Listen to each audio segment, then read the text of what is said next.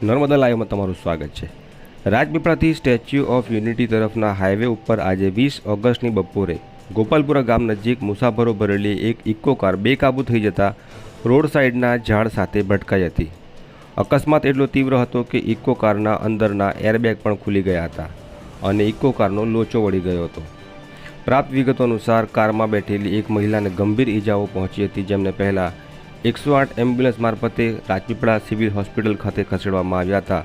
બાદમાં તેમને વધુ સારવાર અર્થે અંકલેશ્વર તરફ લઈ જવાયા હોવાની સૂત્રો તરફની માહિતી મળી રહી છે। હાલની રજાઓને કારણે સ્ટેચ્યુ ઓફ યુનિટી તરફ પ્રવાસી વાહનોનો ભારે ઘસારો રહ્યો છે, ત્યારે કેટલીકવાર વહેલા પહોંચવાની ઉતાવળ પણ અકસ્માતનું કારણ બનતી હોય છે।